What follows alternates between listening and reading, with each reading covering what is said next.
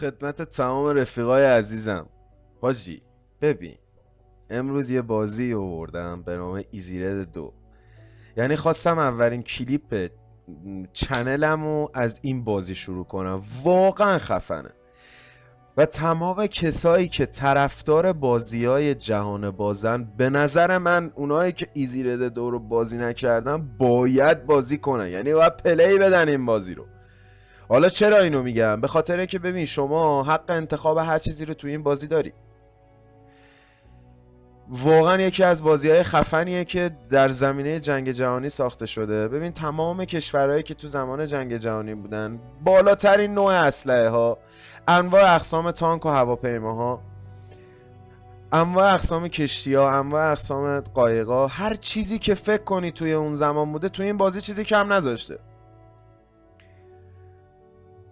اول بازی که میخواید شروع کنید، خب به شما میگه میخواید با دسته بازی کنید، استارت رو در روی دسته بزنید. اگه میخواید با اسپیس با کیبورد شروع کنید، اسپیس رو بزنید. خب من طرفدار موس و کیبوردم، قاعدتا اسپیس رو میزنم.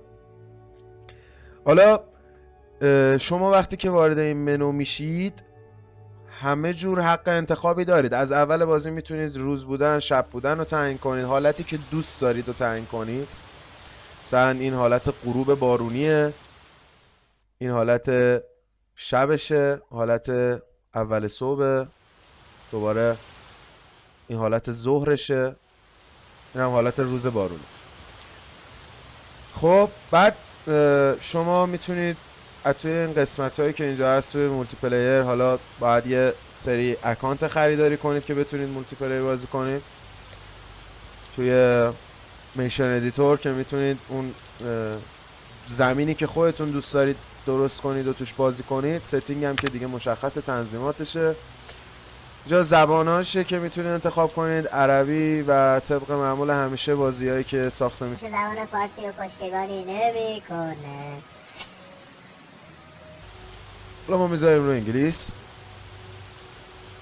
بعد اینجا میتونید نوع گرافیکی که میخواید و حتی تعیین کنید. مثلا گرافیک خود ایزیرد 2 که این حالت بالانسه که رنگا رو بالانس میکنه، حالت کامیک داره، خیلی خفنه.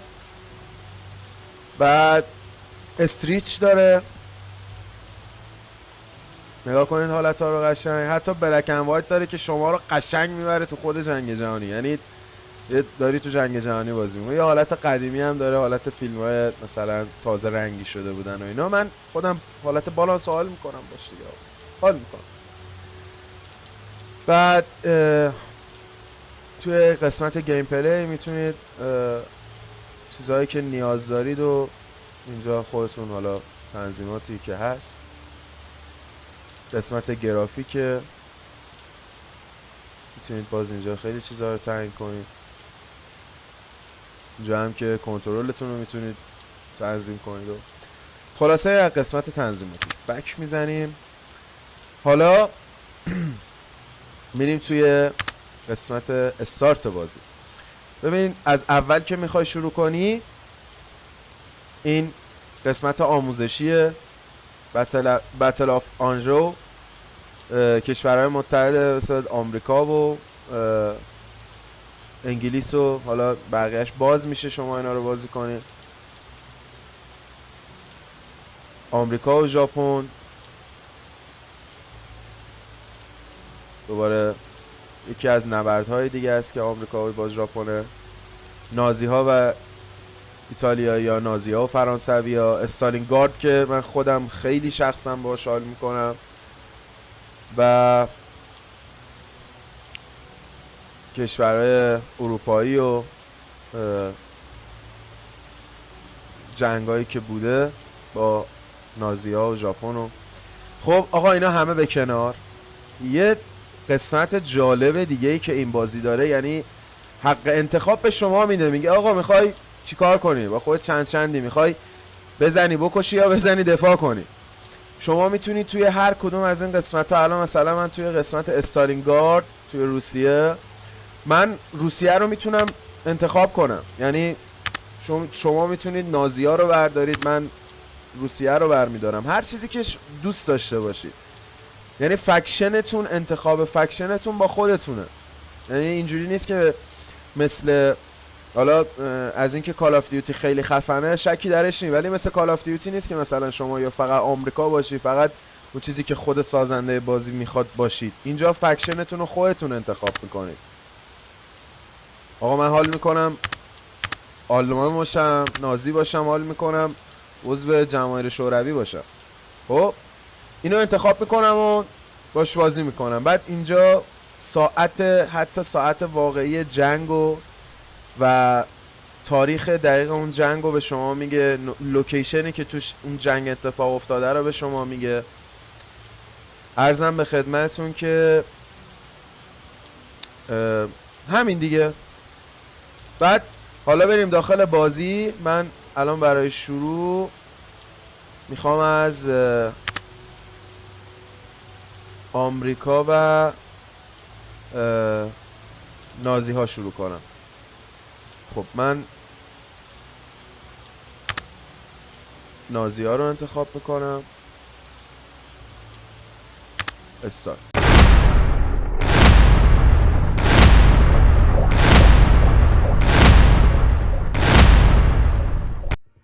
جنگ توی سال 1944. اینم بهتون بگم بازی یه سری مشکلات الکی داره که اولش که شروع میکنید یه خورده لگ میزنه. کلا تو حتی خفن ترین سیستم ممکنه شما اینو بخوای بازی کنی یه خورده بازی لگ میزنه، بعد درست میشه.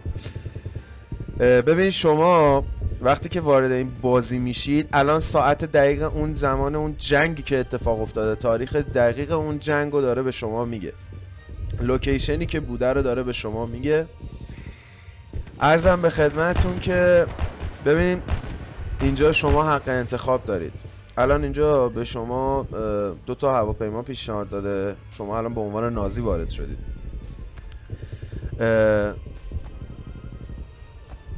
شما میتونید با انتخاب هر کدوم از این فکشن هایی که اینجا هست و میتونید حالا اون ایرکرافت یا اینجا 2 تا نیروهای مختلف دارید که نگاه کن روی این، مثلا روی این گزینه میزنید اسکواد لیدر، رادیومن که همون بیسیمچیه، مسلسل چی داره، اسنایپر داره، مدیک داره. عرضم به خدمتتون که همون پزشک و اینا هم که رایفلن دیگه، با اسلحه کارابین 98 کی مبارزه میکنن. عرضم به خدمتتون که آره این گزینه هایی که شما اینجا میتونید دسترسیتون بازه و میتونید انتخاب کنید، حالا هر کدومو که علاقه داشته باشید میتونید. خب الان دیگه نمیتونیم پرواز کنیم چون هواپیماها رو انتخاب کردن. من تا اینجای ویدیو رو براتون ثبت کردم، امیدوارم که حال کرده باشین. خیلی دوستتون دارم. امیدوارم که روزای خیلی خیلی خیلی خفنی کنار هم داشته باشیم و بازی‌های نابی رو مثل همین بازی